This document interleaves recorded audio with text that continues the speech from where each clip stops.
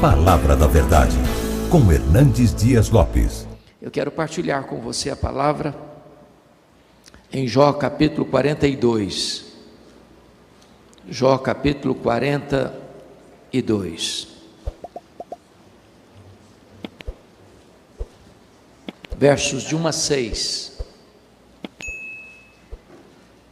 Esse texto, Jó 42, de 1 a 6, diz assim: Então respondeu Jó ao Senhor: Bem sei que tudo podes, e nenhum dos teus planos pode ser frustrado. Quem é aquele, como disseste, que sem conhecimento encobre o conselho? Na verdade, falei do que não entendia, coisas maravilhosas demais para mim, coisas que eu não conhecia. Escuta-me, pois havias dito, e eu falarei, e te perguntarei, e tu me ensinarás. Eu te conhecia só de ouvir, mas agora os meus olhos te veem. Por isso me abomino e me arrependo no pó e na cinza. Hoje eu quero tratar do impacto da soberania de Deus, o impacto da majestade de Deus na nossa vida. Nós cremos que o nosso Deus é soberano. Isso significa que nós não cremos em acaso, nós não cremos em sorte, nós não cremos em coincidência, nós não cremos em azar, nós não cremos em determinismo cego, nós não cremos em feitiço para crente. Nós cremos que a mão de Deus dirige o nosso destino. Nós cremos que o nosso Deus é soberano e faz todas as coisas conforme o conselho da sua vontade. Ele não é pego de surpresa, ele não é surpreendido por nada, ele não está lá no céu esfregando as mãos, aflito, sem saber o que faz com esse mundo. Ele cuida de você, ele sustenta você, ele quem dá a você a vida, a respiração e tudo mais. Nele vivemos, nos movemos e existimos. Talvez nenhuma outra vida na história bíblica ou na história da humanidade podemos encontrar de maneira tão eloquente a soberania de Deus como na vida de Jó. Vocês conhecem essa história. Esse homem que foi um patriarca, que viveu em priscas eras há tanto tempo. Deus disse acerca dele o que não disse acerca da maioria de nós. Observaste o meu servo Jó? Não há ninguém na terra semelhante a ele. Homem íntegro, reto, temente a Deus, que se desvia do mal. Isso não é uma opinião, nem é um elogio por alguém bajulador. Essas palavras são palavras do próprio Deus. Deus não tem uma opinião a seu respeito, Deus tem o diagnóstico. E por isso diz a Bíblia que Satanás insinuou para o próprio Deus que Jó só servia a Deus por interesse, que religião na vida de Jó era um negócio, que se Deus tirasse o que havia dado para Jó, o Jó adorador transformar-se-ia num Jó blasfemador. Deus havia dado para Jó riquezas, Deus havia dado para Jó família, Deus havia dado para Jó saúde, Deus havia dado para Jó amizades verdadeiras. E Satanás disse para Deus: toca no que ele tem, e verás se não blasfema contra ti na tua face. Toca nos seus ossos, toca na sua carne, e verás que ele tornar-se um blasfemador. E diz a Bíblia que Deus permite que Satanás prove Jó. E Satanás só pode provar Jó porque Deus permite. Satanás não pode ir 1 centímetro a mais na sua vida sem a permissão divina. Quem controla a sua vida não é Satanás, é Deus. A sua vida está nas mãos de Deus. Você está guardado nas mãos de Jesus. Mas Deus queria mostrar para a história, para os pósteros, para você e para mim, que é possível alguém amar mais a Deus do que o dinheiro, do que a família e do que a si mesmo. E Jó enfrenta uma tempestade terrível, quando ele vai à falência, quando ele tem a dor mais avassaladora que um ser humano pode passar na vida, sepultar os próprios filhos. Quando ele perde a saúde, e o seu corpo vira uma carcaça humana, uma chaga viva, uma ferida aberta. Quando o seu casamento, nas agruras mais profundas da alma, entra em rota de colisão, e a sua mulher ordena-o amaldiçoar a Deus e morrer. Quando ele lida com a incompreensão dos seus amigos, que assacam contra ele pesados libelos acusatórios, e esse homem vai para o fundo do poço. Esse homem perde tudo: bens, saúde, enterra os filhos, enfrenta uma crise no casamento e a acusação dos seus amigos. Só uma coisa esse homem não perdeu: foi a sua confiança em Deus. Ele arranca do peito um brado de esperança quando diz: mas uma coisa eu sei, é que o meu Redentor vive. Eu verei o meu Redentor. Podemos passar provas na vida, e eu não tenho dúvidas de que esta igreja, nessa jornada de 25 anos, também passou lutas. Famílias aqui passaram lutas. Mas o Deus a quem servimos é maior que nossas lutas. O Deus a quem servimos nos assiste em nossas fraquezas. O Deus a quem servimos reverte diagnósticos sombrios, como ouvimos o testemunho aqui nesta noite. E então, Jó, enfrentando tantas dores, ele pergunta para Deus 16 vezes por que ele está sofrendo. Ele se queixa contra Deus 34 vezes. E nem sempre Deus explica porque passamos pelos vales da vida. Mas depois que Jó expressa a sua fé, Deus rompe o silêncio. E Deus derrama sobre Jó, em torrentes caudalosas, a sua grandeza, a sua majestade, o seu poder, o seu controle do universo, o seu plano eterno, fazendo para Jó 70 perguntas retóricas, nos capítulos 38, 39, 40 e 41.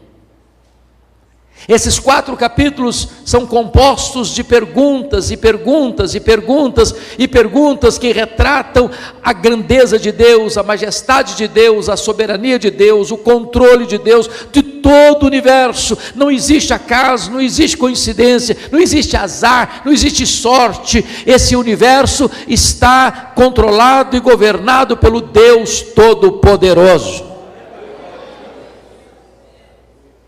E quando Jó é como que confrontado, ou até mesmo esmagado, debaixo da glória de Deus, da Shekinah de Deus, da majestade de Deus, da manifestação soberana de Deus, ele vai descobrir verdades tão benditas, que vão não só impactar a sua vida, mas transformá-la profundamente. E que verdades são essas? Confira comigo, por favor. Em primeiro lugar, no versículo 2, ele vai dizer: então Jó respondeu ao Senhor: bem sei que tudo podes. Ele descobre que Deus é o Todo-Poderoso para quem não tem problema insolúvel, para quem não tem causa perdida, para quem não tem doença incurável, para quem não tem casamento irrecuperável, para quem não tem pecado que Ele não possa perdoar, onde tem arrependimento. Deus não conhece derrota, Deus não conhece fracasso, Deus não conhece impossibilidades, Ele tudo pode. Você e eu temos impossibilidades intransponíveis, somos tão frágeis, somos tão fraquinhos, somos tão limitados.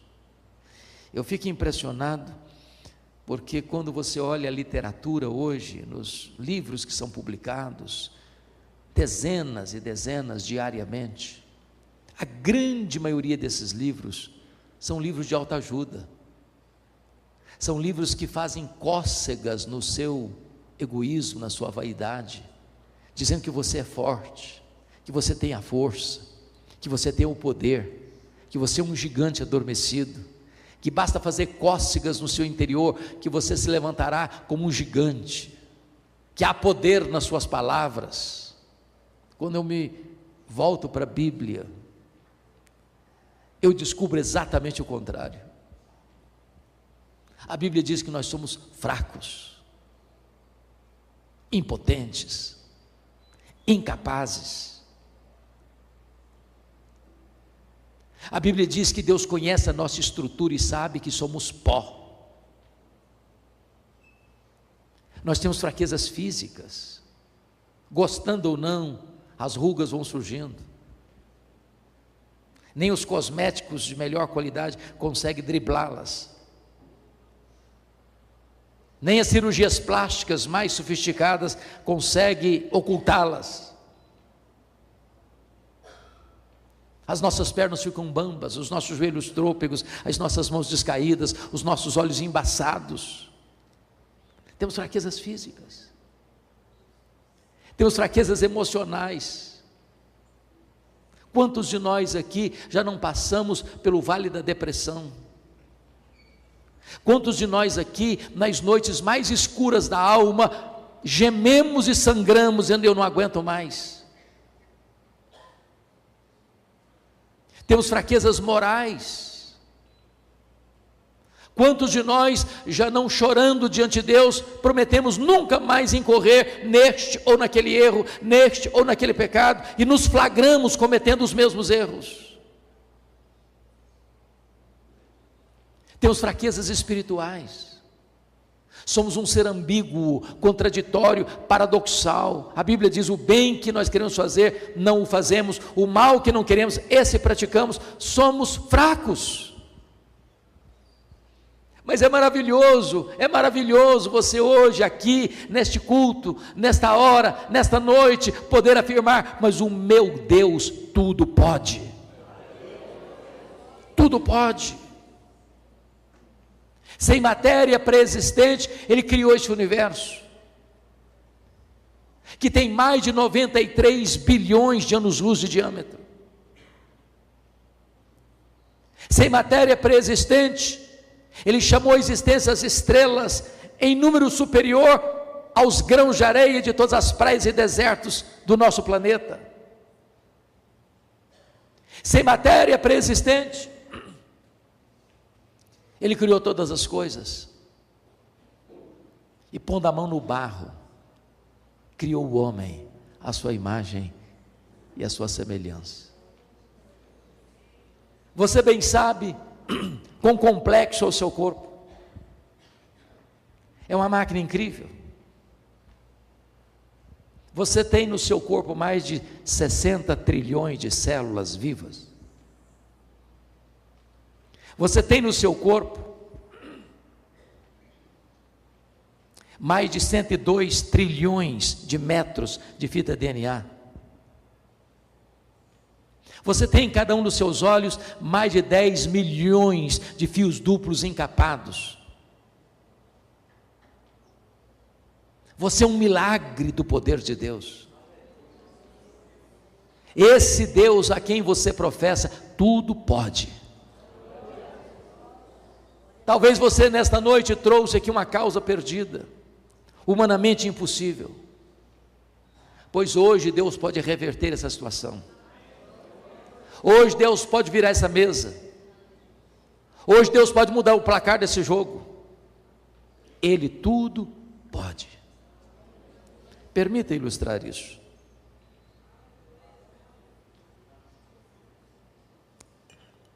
Um pai caminhava com seu filho pequeno pelas ruas da cidade, quando o filho lhe faz uma pergunta.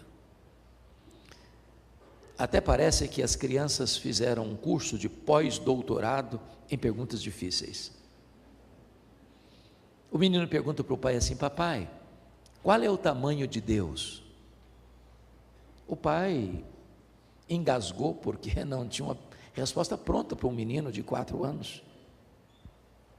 Continuou caminhando pensativo, quando de repente ele escuta os roncos das turbinas de um avião supersônico lá nas alturas, e disse: filho, olha para cima, você está vendo aquele avião? O menino respondeu: sim, eu estou vendo. E o pai perguntou: qual é o tamanho daquele avião, meu filho? O menino respondeu: pequeno, muito pequeno, estava muito longe. O pai pegou o menino, levou-o ao aeroporto, tinha um jumbão de mais de 400 passageiros no pátio. O pai encostou bem perto e disse: está vendo esse avião, filho? Estou vendo, papai. Qual é o tamanho desse avião, meu filho? O menino respondeu: este é muito grande. E o pai disse: meu filho, Deus é do mesmo jeito. Quando você está longe de Deus, meu filho, Deus parece pequeno para você. Mas quando você está pertinho de Deus, meu filho, então Deus é grande para você. Agora eu sei que tudo podes. A minha oração é que nesta noite de festa sejamos impactados pela grandeza e pela majestade do nosso Deus. A segunda coisa que Jó vai descobrir está no versículo 2 ainda, quando ele diz assim: e nenhum dos teus planos pode ser frustrado. Isso é tão consolador. Deixa eu dizer para você, Deus não usa rascunho nos seus planos. Deus não lança mão de um plano B porque o plano A fracassou. Deus não erra. Deus não se surpreende. Você não é um acidente de percurso na história da vida. Ainda que seus pais não tenham planejado você, Deus planejou.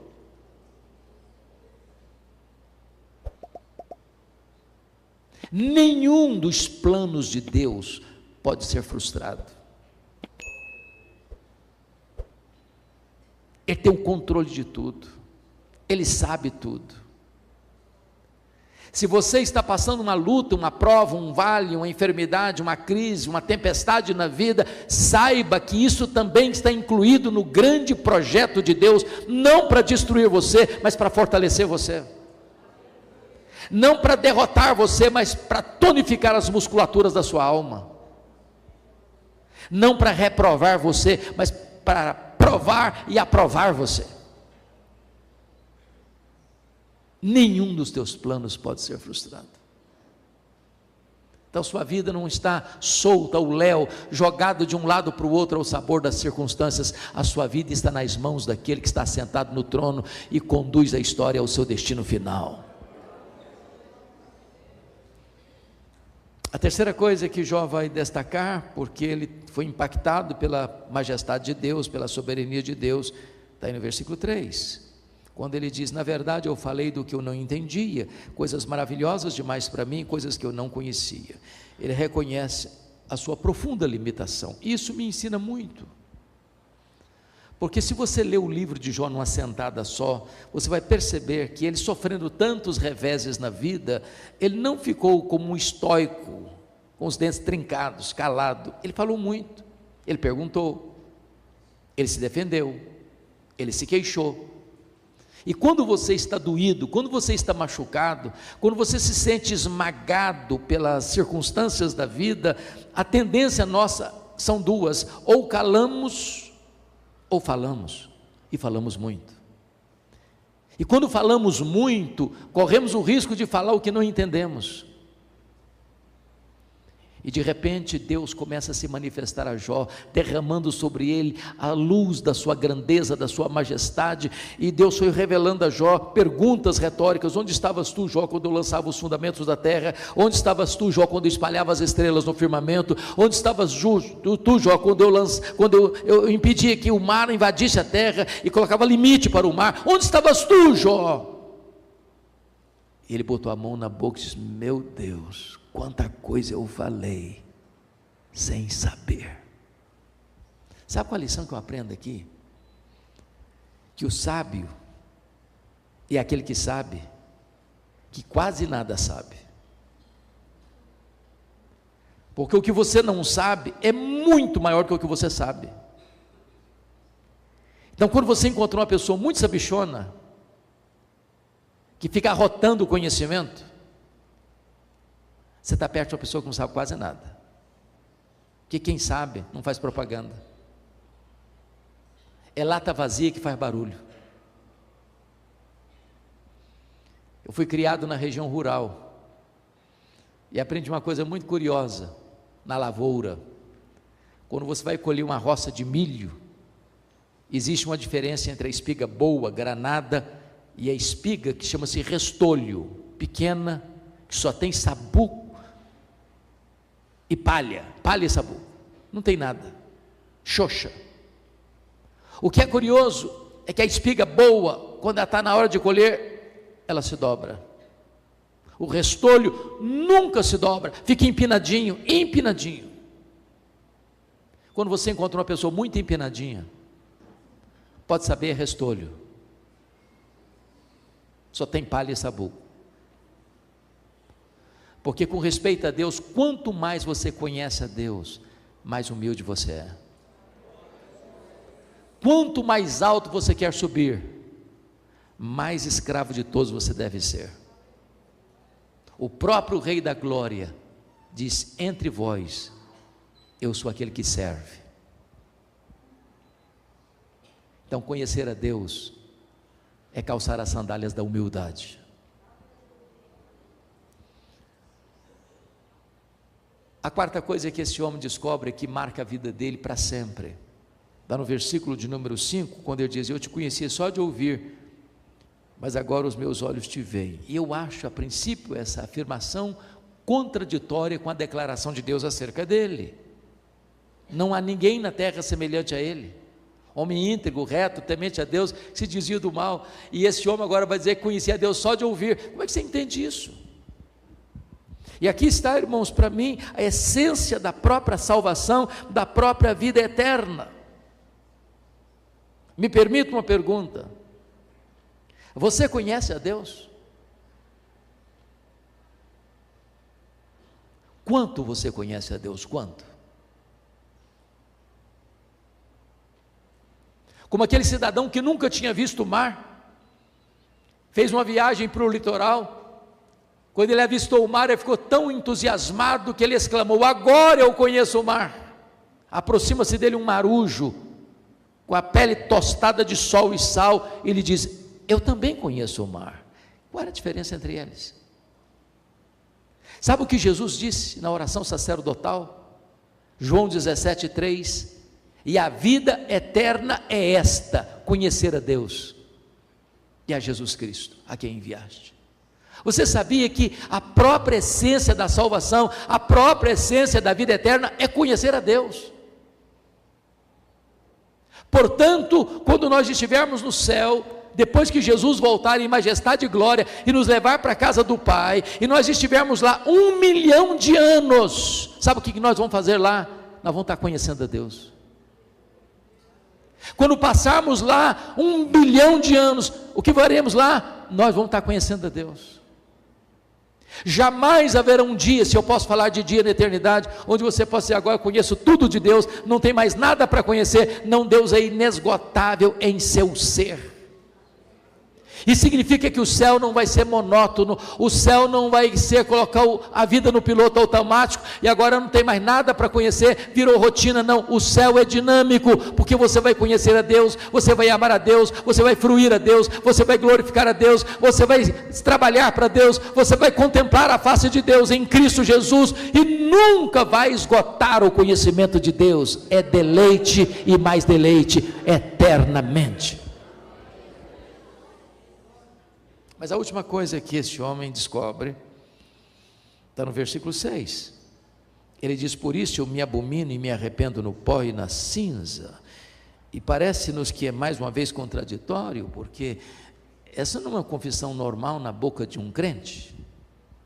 Eu me abomino, eu me arrependo, e eu me arrependo no pó e na cinza. Ficaríamos chocados em ouvirmos uma confissão dessa de um irmão da igreja, ou de um líder da igreja. Como entender isso? E a resposta é: as pessoas que mais choram, mais sofrem, mais confessam seus pecados, não são as pessoas que mais pecam, são as pessoas que mais perto de Deus andam. Quem está longe de Deus, nem consciência de pecado tem. Mas quando você está perto da luz, a sua atitude e a sua reação é a de Isaías: ai de mim, Senhor, estou perdido. É a reação de Jó: eu me abomino no pó e na cinza. É a reação de Pedro: afasta de mim, Senhor, eu sou um pecador. É a reação de Paulo: miserável homem que eu sou. É a reação de João na ilha de Patmos: cair como um morto aos seus pés. No dia que você encontrar um crente, que sempre que encontrar-se com você, vai rasgar elogios a si mesmo, pode ter certeza, você está perto de alguém que está longe de Deus. Não dá para você estar na presença daquele que é santo, santo, santo, com o narizinho empinado, com o peito estufado, diante de Deus. Humildade. Mas eu quero concluir dizendo para você que, diante dessa postura de Jó, ele tinha um problema sério ainda para resolver. Um problema pessoal. Porque os amigos o acusaram de ladrão, de adúltero, de louco. E eu fico imaginando, quando Jó se defende, o que tem no coração dele. Porque eu pergunto a você: como é que você reage quando alguém fala mal de você? Ou você já chegou naquele estágio espiritual que ninguém mais fala mal de você? Você fica feliz? Você pula de alegria? E a resposta é um sonoro não. Sabe o que Deus está dizendo para esse homem no versículo 10? Mudou o Senhor a sorte de Jó quando ele orava pelos seus amigos. Sabe o que Deus está dizendo? Jó, meu filho, saia dessa arena de autodefesa, pare de se queixar, comece a orar por esses amigos seus, que você não consegue ter mágoa de alguém e orar por ele ao mesmo tempo. Quem sabe você veio aqui hoje, você está estremecido com alguém, você está machucado porque alguém falou mal de você ou fez mal a você. Talvez você tenha se defendido, até na justiça, e Deus está dizendo para você nesta noite: entre na brecha da intercessão, ore por essas pessoas, E quando você ora por alguém, Deus vai mudar a sua própria vida. É você que Deus vai tratar. E este Deus que é soberano, que tem o controle do universo nas mãos, é também o Deus da restauração e da restituição. Porque as 5 áreas que Satanás tentou destruir na vida dele, Deus restaurou todas elas. Primeiro, Deus restaurou a saúde. Versículo 16 diz que Deus deu para Jó mais 140 anos. Como ouvimos aqui hoje, a última palavra não é da ciência, a última palavra não é da medicina. O Deus a quem servimos não é apenas o Deus El Shaddai, é também o Senhor Jeová Rafá. Ele é o Deus que cura. Ele é o Deus que cura. Segundo lugar, diz a Bíblia que Deus restaura, versículo 10, versículo 12, Deus restaura os bens de Jó, as riquezas de Jó, e ele passa a ser duplamente mais rico do que era. Eu quero dizer para você nesta noite que Deus é o Deus da restituição, Deus é o Deus que pode devolver aquilo que você perdeu nos seus negócios, Deus é o Deus que pode reerguer a sua empresa, Deus é o Deus que pode devolver a você aquilo que financeiramente você sofreu prejuízo. Deus é o Deus da restituição. Mas em terceiro lugar, Deus restaurou os amigos de Jó, versículos 7 e 8. E eu acho isso maravilhoso, porque Deus disse para os amigos de Jó assim: olha, vocês criticaram Jó, mas Jó é mais justo do que vocês, e agora vocês vão ter que ir lá em Jó, para Jó orar por vocês, porque é a oração de Jó que eu vou ouvir para restaurar a vida de vocês. Sabe o que significa isso? Você não precisa se defender, você precisa andar com Deus, porque quando você anda com Deus, Deus defende você. Quando você anda com Deus, quem criticou você vai ter que voltar a você e mudar de opinião a seu respeito. A quarta área que Deus restaurou foi o casamento. Eu escuto alguns críticos ou alguns comentaristas até que dizem que Jó casou com outra mulher. A Bíblia não diz. Eu não tenho autoridade de afirmar que ele se casou com outra mulher, quando a Bíblia não diz que ele casou com outra mulher. Portanto, ele deve ter restaurado o casamento dele. E eu quero dizer para você nesta noite que Deus é especialista em pegar vasos quebrados e fazer vasos novos.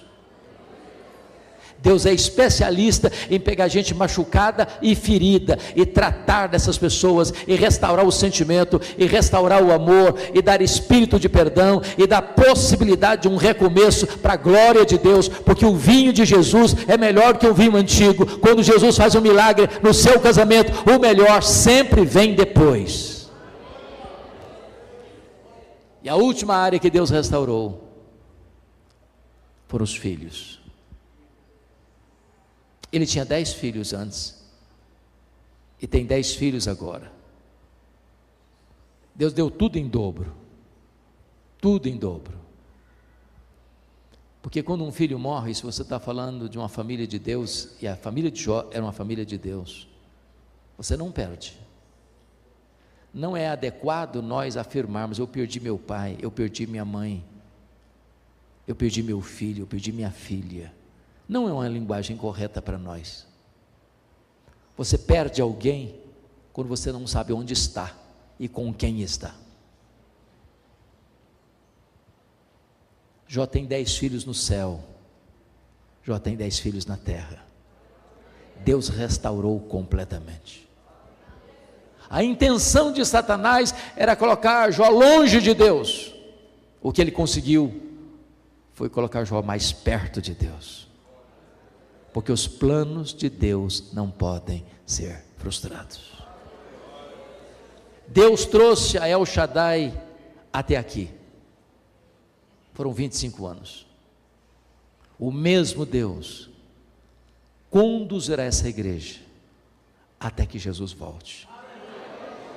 E a nossa oração é que o melhor daquilo que El Shaddai já viveu até hoje sejam medidas mínimas do que Deus vai fazer nesta igreja, por esta igreja e através desta igreja daqui para frente.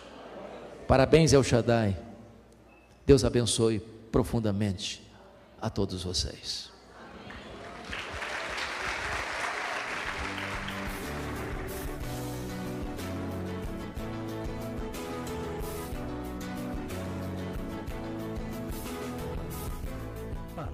Verdade, com Hernandes Dias Lopes.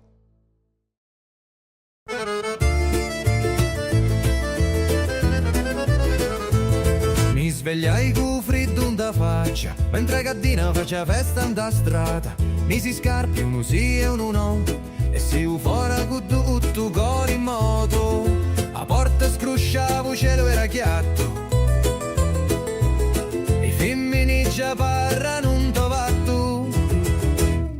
Un vicino mi dissi, oh cammini presto, ci rispondi no cerco lo resto. Resto in un giorno che non vuole pensare, ma vuole campare, ridere, scappare. E fuori casa tutto era come prima, ma in l'aria c'era una gioia più fina.